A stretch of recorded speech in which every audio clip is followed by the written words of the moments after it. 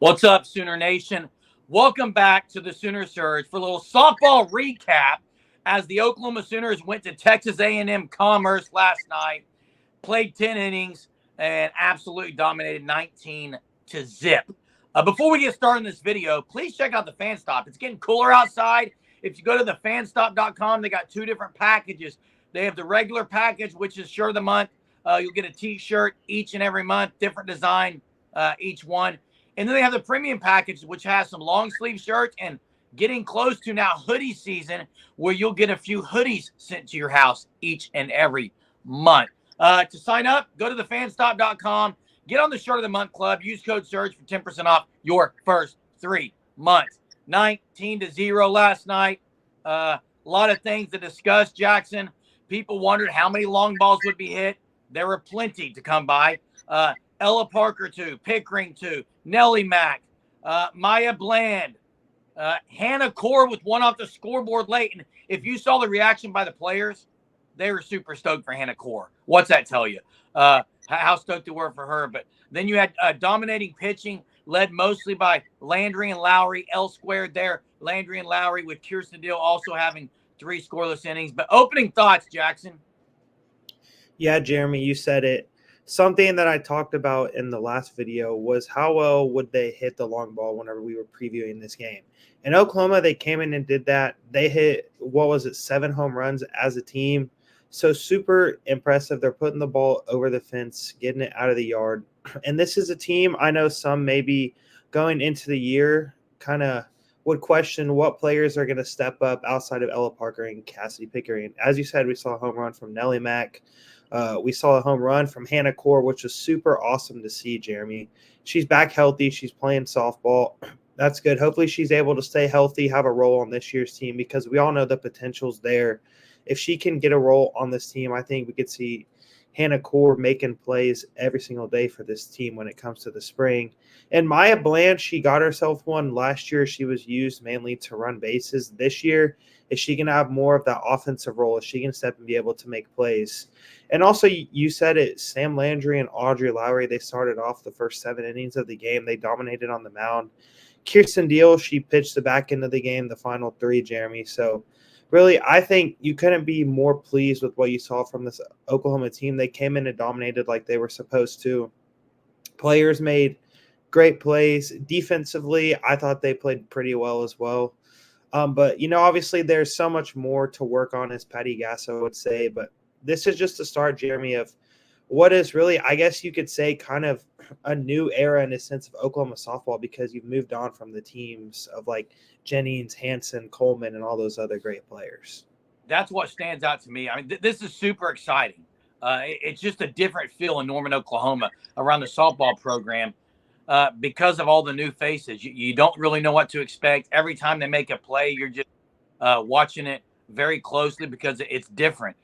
Nellie Mack stood out to me, Jackson, on defense. She's got an absolute rocket of an arm across the corner on third base. Just absolute cannon across the diamond. You go to the offensive side. I love how the top of the order, and OU showed it last night. As soon as Agbiani gets on with the walk, she's still in the base.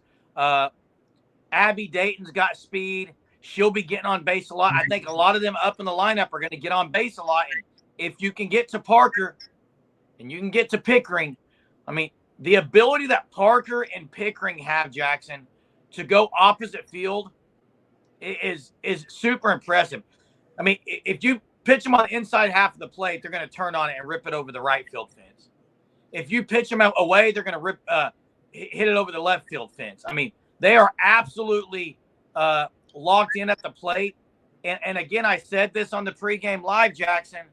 It seems like they've been here for 4 years. They've played a year at this university. So by the time they graduate, I think we're going to be talking about these two as record breakers, all kinds of things.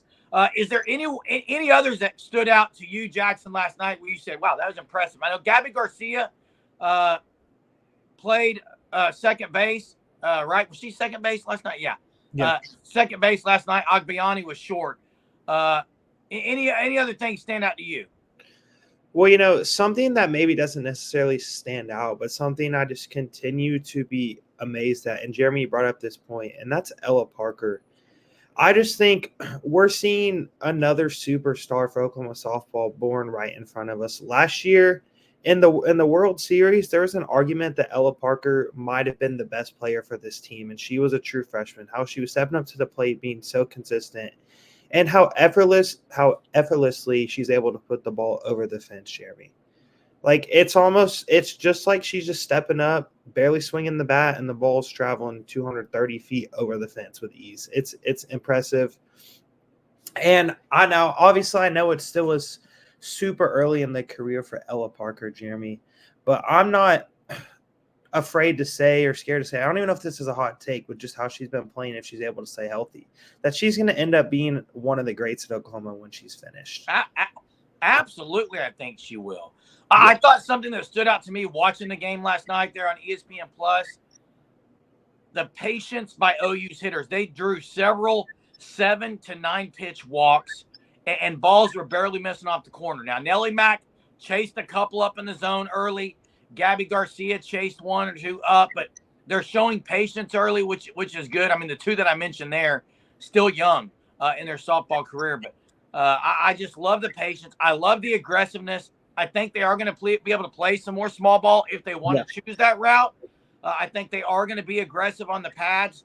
But, man, the pitching last night was solid. Ella Parker did get in and get an out on the mound again, which I thought was, again, interesting that we saw her over some others that we could have seen. But what's on the horizon now is Seminole State College. And then after that, you got the battle between the Gassos. Yep. Which everyone's going to be ready for that. Again, if you're going to go watch this team, it's first come, first serve on seat. General admission. As soon as the tickets open an hour before the gates open an hour before the game next Wednesday, it's first come, first serve on seat. So it'd be a great opportunity to get out there and watch them. But yeah, Jackson, just liking everything that I'm seeing right now. Yeah, I agree, Jeremy. And I think we're seeing a young team in front of us mature super quickly. And, I think them getting to compete against each other in the battle series helps them a ton, because a lot of these girls, they were the most talented players in their recruiting classes. They're really good softball players. They're getting the chance to compete against the best of the best every single day. And that's why I think Oklahoma, going into the beginning of the season, they have an advantage, maybe even compared to some of the other top echelon teams, just because of the depth they have and how quickly we see these young players mature. And also that has to do with the development from Patty Gasso, from JT Gasso, from Jen Rocha, right? You just see it. You just see a young team that continues, as you said, Jeremy, step up to the plate, be patient. On the mound, Audrey Lowry, she looks super good in the opportunity she got. Does she maybe have a role on this year's team? That's absolutely. So I think it's super just encouraging to see a young team that just how we're able to watch them play. They look super mature, super calm, super composed, because easily there's times this preseason, I guess you could say, where they're going to face adversity. How are they going to respond to it? And now how much adversity is that going to be with the competition? We'll see. But the thing is, I think this is a young team that's super mature, and I think they're a young team that's ready to go out and prove to all of softball why Oklahoma still is the standard. I think mature for their age, especially with the coaching that they have there. Real quick, the adversity in this fall ball is not going to really be much. We'll see true adversity as the season gets here, but it was great to see Hannah Core. It was great to see Maya Bland from the left side of the plate knock the sky shot out of the ballpark. Sooners get it done, 19-0. Drop in the comments some things maybe that stood out to you, something you're intrigued by or encouraged by after last night's 19-0 win at Texas A&M Commerce. And we'll make sure to have more content coming your way on the softball side. Make sure you subscribe, you turn on your notifications, you like and comment. We'll see you next time, Sooner Nation.